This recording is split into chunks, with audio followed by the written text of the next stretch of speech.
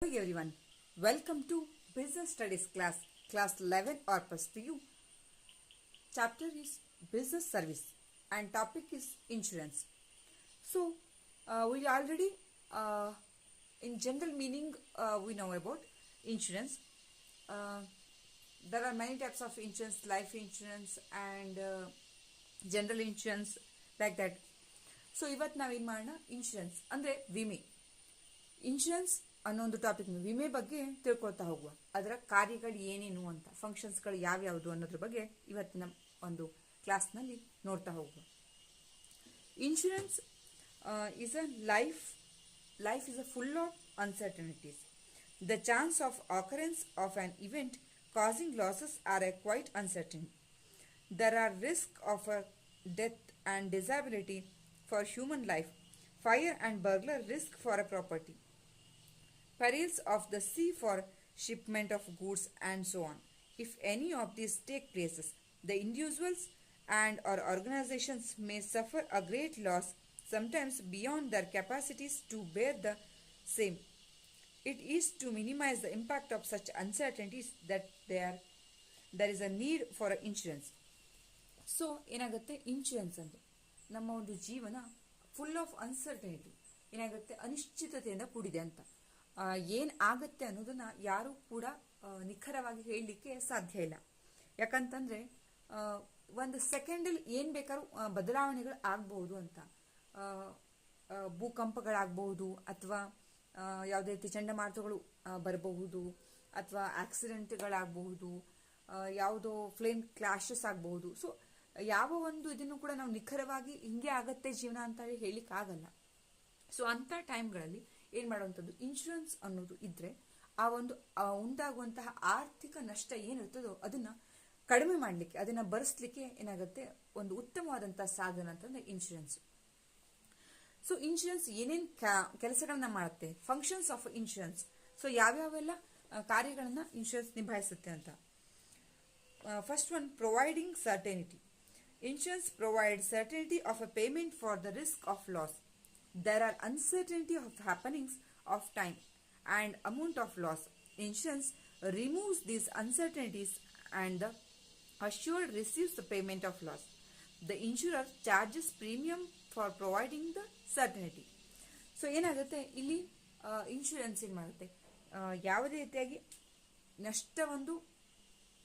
ಯಾವೆಲ್ಲ ನಷ್ಟಗಳು ಉಂಟಾಗುತ್ತೋ ಆ ನಷ್ಟಗಳನ್ನ ಉಂಟು ಮಾಡೋದನ್ನ ಕಡಿಮೆ ತೆಗಿಲಿಕ್ಕಂತೂ ಸಾಧ್ಯ ಇಲ್ಲ. ಆದರೆ ಆ ನಷ್ಟಗಳಿಗೆ ಪರಿಹಾರವನ್ನಂತೂ ಖಡಾಖಂಡಿತವಾಗಿ ಪ್ರೊವೈಡ್ ಮಾಡುತ್ತೆ ಅಂತ. ಪ್ರೊವೈಡಿಂಗ್ ಸರ್ಟನಿಟಿ, ನಿಶ್ಚಿತವಾಗಿ ಅನಿಶ್ಚಿತವಾದಂತಹ ಘಟನೆಗೆ ಉಂಟಾಗುವಂತಹ ನಷ್ಟವನ್ನ ನಿಶ್ಚಿತವಾಗಿಯೂ ಕೂಡ ಏನಾಗುತ್ತೆ, ಪ್ರೊವೈಡ್ ಮಾಡುತ್ತೆ ಅಂತ. Insurance removes this uncertainty and assured receives payment of loss. ಏನು ಆ ಒಂದು ಲಾಸ್ಗಳಾಗಿರುತ್ತೋ ಅದನ್ನ ಭರಿಸುತ್ತೆ ಅಂತ. The insurer charges premium for providing the certainty. ಆದರೆ ಅವನು ಏನು ಮಾಡಬೇಕು ಅಂತಂದ್ರೆ, ಆ ಇನ್ಶೂರರ್ ಯಾರು ತಗೊಂಡಿರ್ತಾನೋ ಅವನು ಪ್ರೀಮಿಯಂನ ಸರಿಯಾಗಿ ಕಂತುಗಳಲ್ಲಿ ಏನಾಗಬೇಕು, ಸರಿಯಾದ ರೀತಿಯಲ್ಲಿ ಆ ಪ್ರೀಮಿಯಂಗಳನ್ನು ತುಂಬಿರಬೇಕು ಅಂತ. ದೆನ್ ಸೆಕೆಂಡ್ ಒನ್, ಪ್ರೊಟೆಕ್ಷನ್, ರಕ್ಷಣೆ ಅಂತ. The second main function of insurance is to provide protection from probably chances of loss. Insurance cannot stop the happening of a risk or event, but can compensate for losses arising out of it. Protection, the second main functions. ಇದೇನಾಗಿದೆ, protection ಅಂದ್ರೆ ಎರಡನೇ ಪ್ರಮುಖವಾದ ಕಾರ್ಯ ಏನಪ್ಪಾ ಅಂತಂದ್ರೆ ರಕ್ಷಣೆ ಮಾಡುವಂಥದ್ದು. To provide protection from probably chances of loss. ಏನು ಮಾಡುವುದು, ಇದು ಬಹುಶಃ ಆಗುವಂತಹ ನಷ್ಟಗಳಿಗೆ ಏನಾಗುತ್ತೆ, ಇನ್ಶೂರೆನ್ಸ್ ರಕ್ಷಣೆನ ನೀಡುತ್ತೆ ಅಂತ. Insurance cannot stop what happening. ಏನಾಗುತ್ತೆ, ಏನ್ ಆಗುತ್ತೆ ಅನ್ನೋದನ್ನ ಇನ್ಶೂರೆನ್ಸ್ ಏನ್ ಮಾಡ್ಲಿಕ್ಕೆ ಆಗಲ್ಲ, ಸ್ಟಾಪ್ ಆಗಲ್ಲ. ರಿಸ್ಕ್ ಆಗಿರ್ಬೋದು ಅಥವಾ ಘಟನೆ ಏನಾಗಿರಬಹುದು, ಅದನ್ನ ಏನ್ ಮಾಡ್ಲಿಕ್ಕೆ ತಡಿಲಿಕ್ಕೆ ಸಾಧ್ಯ ಇಲ್ಲ. ಬಟ್ ಕಾಂಪನ್ಸೇಟ್ ಮಾಡಬಹುದು, ಲಾಸ್ಗೆ ನಷ್ಟವನ್ನ ಭರ್ತಿ ಮಾಡಬಹುದು, ರಕ್ಷಣೆನ ಕೊಡಬಹುದು ಅಂತ. Then third one, risk sharing. On the happening of a risk event, the losses is shared by all person exposed to it. The share is obtained from every insured member by way of premiums. Risk sharing. On the happening of a risk event, ಏನಾದರೂ ಘಟನೆಗಳು ಸಂಭವಿಸಿದ ಸಂದರ್ಭದಲ್ಲಿ ಅಥವಾ ಲಾಸ್ಗಳಾದಂಥದ್ದಲ್ಲಿ ಆ ವ್ಯಕ್ತಿಯ ಜೊತೆ ಏನು ಮಾಡುವಂಥದ್ದು, ನಷ್ಟವನ್ನ ಏನು ಮಾಡೋದು, ರಿಸ್ಕ್ ಏನ್ ಮಾಡೋದು, ಶೇರ್ ಮಾಡ್ಕೊಳ್ಳೋದು ಅಂತ.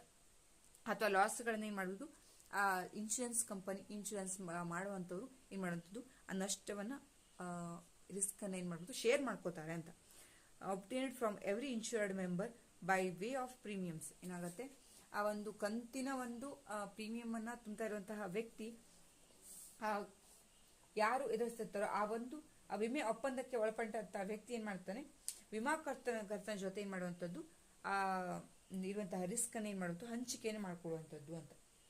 ಅಂದ್ರೆ ಆ ವಿಮೆಯ ಕಂತಿನ ಒಂದು ರೂಪದಲ್ಲಿ ಅವನು ತುಂಬುತ್ತಾ ಇರಬೇಕು, ಪಡೆದುಕೊಳ್ಳುವಂಥದ್ದು. ಅದರ ಜೊತೆಯಲ್ಲಿ ಏನ್ ಮಾಡುವಂಥದ್ದು ಅಂತಂದ್ರೆ ಪರಿಹಾರವಾದ ಒಂದು ಮೊತ್ತದ ಪಾಲನ್ನ ವಿಮೆ ಮಾಡಿಸಿರುವಂತಹ ವ್ಯಕ್ತಿಗಳಿರುವ ವಿಮಾ ಕಂತಿನ ರೂಪದಲ್ಲಿ ಏನಾಗುತ್ತೆ ಪಡ್ಕೊಳ್ಳಾಗತ್ತೆ ಅಂತ.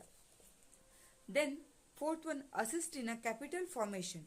The accumulated funds of the insurer received by way of premiums payments made by the insured are invested in a various income generating schemes.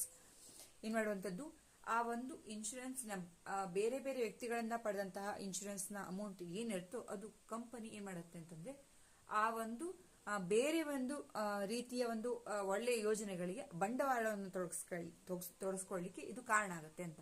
ಈ ಒಂದು ಕ್ಯಾಪಿಟಲ್ ಹೆಲ್ಪ್ ಆಗುತ್ತೆ ಅಂತ ಹೇಳಿ. ಅಸಿಸ್ಟ್ ಇನ್ ಕ್ಯಾಪಿಟಲ್ ಫಾರ್ಮೇಶನ್ ಬೇರೆ ಬೇರೆ ಯೋಜನೆಗಳಿಗೆ ಸಂಬಂಧಪಟ್ಟಾಗಿ ಇಲ್ಲಿ ಸಂಗ್ರಹವಾದ ಹಣವನ್ನು ತೊಡಗಿಸ್ಕೊಳ್ಳಿಕ್ಕೆ ಆಗುತ್ತೆ ಅಂತ. So these are function of insurance: providing certainty, protection, risk sharing, assist in a capital formation. I hope today class you will understand. If you like this video, please like, share and subscribe. Thank you.